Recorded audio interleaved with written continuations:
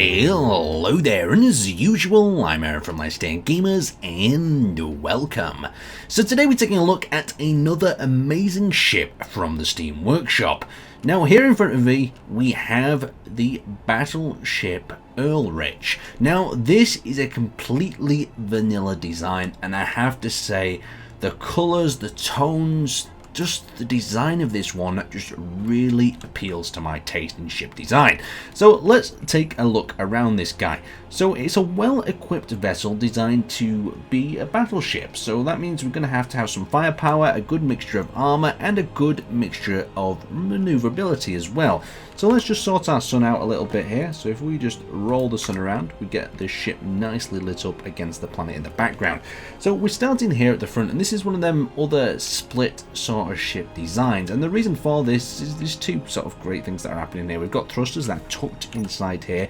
Just take a look at the detailing that's going on in these sections between the thrusters. So we've got blast door blocks, we've got some cut down wheels perhaps in there as well, and you can see we've got some other venting going on down the center, and that leads into, yes, it's not the pointiest of missiles, but we have ourselves a missile bay. So this thing can weld a missile up and launch it. You can see it's got a separating warhead at the front there as well. Very cool, interesting design. We'll show you that as we're working our way through the ship as well, and if we're lucky, we might even be able to get to test it out on another vessel. No energy. So as we're coming around the side and we're low on our energy, you can see each one of these points has itself these little antenna assemblies, adding a little bit of detail. We've got ourselves a camera in there, and we have nicely tucked in and well protected these missile launchers. So we've got 5 there in total.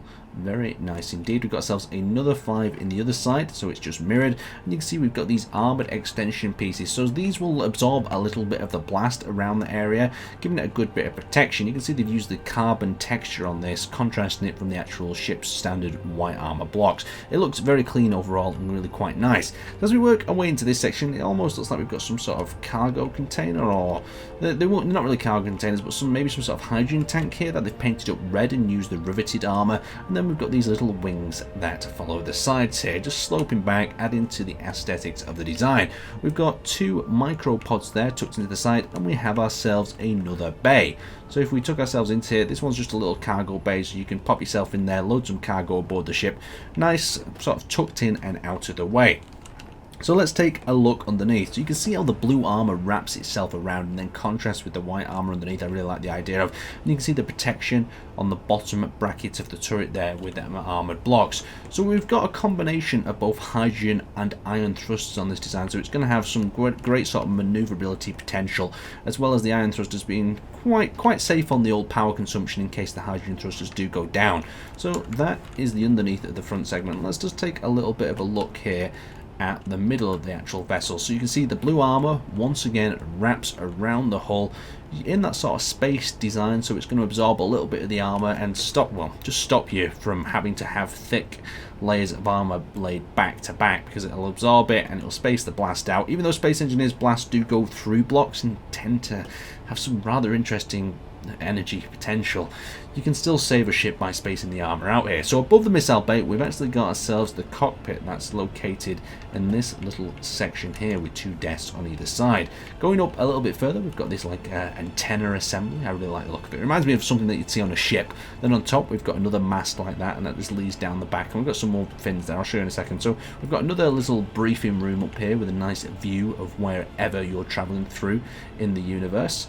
So as we continue working our way around this side of the ship, you can see that we've got more of the blue on white armor, and a nice little bit of venting here going on as well. This is holding the blue armor to the side, I think. Let's have a quick look to see if it's doing that. It's not actually holding it on. Maybe it's just a little bit of protection perhaps.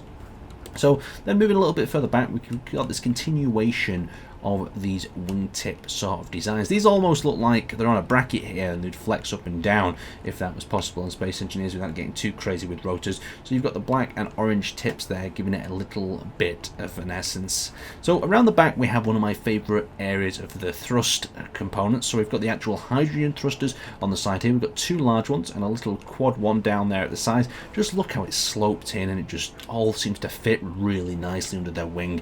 That is how you build yourself yourself an engine bay if you've ever wanted to know. So inside we've also got the ion thrusters in there, so you can kind of go in silent running mode. And of course, a smart little protection there. We've got ourselves I believe this is a beacon here that can be turned on and off at the back in case you're in distress, and you've got a little turret there. There is nothing worse than having a giant engine housing like this and then having someone break inside of it and you can't do anything about it because your turrets can't reach it. Another nice use of the decorative pack blocks there to just build a little bit of an outer thruster housing, so they're just railings that have been used. Tucking underneath, we've got another really nice spaced armor designed area with some cut down blocks there and a connector at the rear. Really cool design overall. It's got some great armor protection and it's not gone overboard with the turrets that you see on some of these battleships as well. Turrets are in the right places, but they're also having some nice coverage. You can see we've got 2 or 3 of these interior turrets on either wingtip as well. So we've got one that side, we've got one right at the top there and one below there, just to keep engineers from running at you with grinders. Anyway, let's pop aboard this vessel. So there's a few ways inside. We're going to enter through the cargo bay down here. So if we just pop our character into the world, he's a little bit disorientated at the moment. Where the hell am I? Oh, there we go. It's popped me in at the back of the hangar bay. We can just enter in through this side, so it's dimly lit. We have this little button to press. There goes the airlock, and we can enter in through the hangar. Lights activate with this design as you walk around, so another power saving and performance saving thing if your machine is of a low specification. We've got some cargo box just to dump some random supplies in there, and then we actually enter into the ship. So the corridors in this particular vessel, since it's designed for combat, are very functional. That I like the idea of, and they're labelled as well, so if you do have a new person aboard, you can have some great potential in making them find a way around. So you'll also notice that in some of these sections we have welders active, and that is going to repair the ship as it goes, so your ship will take even more damage. So as we look into this section, we've actually got the missile bay in there. It's a little bit dark. We've got the jump drive stacked along the side. You can see the sensor there, turn the lights on and off. We've got maintenance personnel only, so if we venture into here, we haven't got a jetpack light at the moment, so we're just going to have to deal with whatever lighting's in here. Maintenance personnel only. You've got another maintenance area below the thruster, somewhere you won't want to step in without the captain's position, or you would be incinerated. So more maintenance shafts. That's really crucial in a survival type ship here, so you can get in and fix up some of the systems. It's not super safe with all these thrusters around, and it doesn't look beautiful, but it's what you need when it comes to maintaining one of these vessels. So let's just head ourselves back up here. So now that we're back up here, we'll seal up the maintenance area below. We've got some cryopods to the side, the missile bays on the right, like I said. We've got the exit over there, and we've got the bridge slash crew quarters. We've got the torpedo launcher down here, so we can actually have a look from inside. We've got a little bit of a catwalk there and the welders, so if there's something was to come damaged in here, you can access it. We've got the timer block ticking away there, and up on this side you've just got a repeat of what's happening on the other side as well, and you've got the combat bridge in here. Now this is crucial because we all know when you're under fire, the pretty bridge always gets destroyed first. And we've got the controls, and right in front of us we've got a very easy instructional board. So we've got one is a torpedo camera, so we can access that, we can aim that in, lovely. We've got 5 launch torpedo, look at the timer block. Launch torpedo in the terminal ideal engagement range is 3 kilometers. We've got open torpedo gate, that's number 8, and start torpedo construction. So if we press, for instance now, number 6, it will prep the torpedo, and there it goes. Uh-oh. Damn it. The head's separated early, this is not good. We've got one stuck in the tube, Captain. Oh, as the end falls off. This is because we're in gravity. I do apologise. The ship is holding itself at a high gravity. I just wanted it near the planet so it looked good. We'll have to move it a little bit further away in a moment, and then we'll test that out again. God, Aaron breaks everything he touches, doesn't he? So that particular weapon doesn't work very well when it's getting pulled down by the gravity. So let's leave the combat bridge and we'll head upstairs. So now we're upstairs, we're actually entering into the pretty area of the ship. There's some fire down below. Oops, sorry about that, guys. We've got the jukebox there. We've got more fire going on down there. That was my error. There's nothing to do with this creation. I'm going to just warn you now. I shouldn't have been in the gravitational field of the planet. So we can access back down there, or we can go back across the top up to the upper deck. You can see the sensors detecting me as we go. We've got the pretty bridge, as I like to call them. You've got a nice view of the turrets out there. You can see them down on the deck, and you can see to your left and right as well. Very good. We can continue up to the briefing room. That's all the way on the top deck through this nicely lit corridor with the reactor in the back. And we can basically be briefed. We can see what situation here. It was interesting, he's put the glass the other way around so you can see in easier than you can see out. But I mean, maybe that's for the aesthetic value, because on the outside it does have that metal railing that looks quite nice. Anyway, let's get this ship a target.